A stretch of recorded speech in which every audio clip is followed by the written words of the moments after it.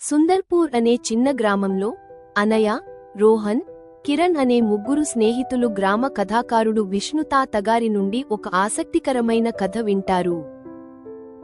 వారు చెప్తారు whispering Woods గురించి. అది ఒక రహస్య ఖజానా దాచిన అటవీ ప్రాంతమని, కానీ శుద్ధమైన మరియు దయతో కూడిన హృదయం ఉన్నవారికే అది కనిపిస్తుందని. తరువాత రోజు ఉదయం ఆ ముగ్గురు స్నేహితులు వనంలోకి ప్రయాణం ప్రారంభిస్తారు. గాలిలో వినిపించే నిగూఢమైన పలుకులు వారిని మార్గనిర్దేశం చేస్తూ ఉన్నాయి. మార్గమధ్యంలో వారి దయను పరీక్షించే కొన్ని చిన్న సవాళ్లు ఎదురవుతాయి. మొదటగా ఒక గాయపడిన గిల్లిని కనుగొంటారు. అనయ దయ చూపిస్తూ తన స్కార్ఫ్తో గిల్లి కాలు చుట్టి ఆత్మస్థైర్యం ఇస్తుంది. తర్వాత గూడు నుండి పడిపోయిన చిన్న పక్షిని రోహన్ చూసి మెల్లగా తిరిగి గూడు వద్ద పెట్టి రక్షణ ఇస్తాడు.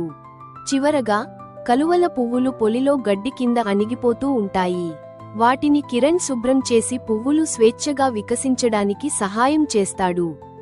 ప్రతి మంచి పని తర్వాత ఆ నిగూఢ శబ్దాలు మరింత స్పష్టంగా వినిపిస్తూ వారికి అడవిలో గుండెలాంటి ప్రదేశానికి దారి చూపిస్తాయి.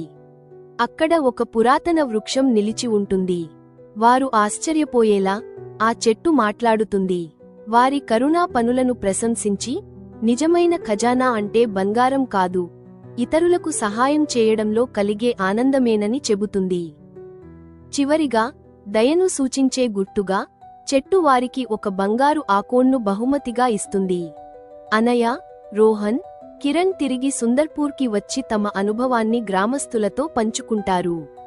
వారి కథ ప్రజలకు ప్రేరణ ఇస్తుంది. ఆ బంగారు ఆకోన్ గ్రామ చిహ్నంగా మారుతుంది, అందరికీ గుర్తు చేస్తూ నిజమైన ఖజానా అనేది కరుణ అని. నీతి పాఠం: నిజమైన సంపద అనేది దయ మరియు శుభ్రమైన హృదయంలోనే ఉంటుంది.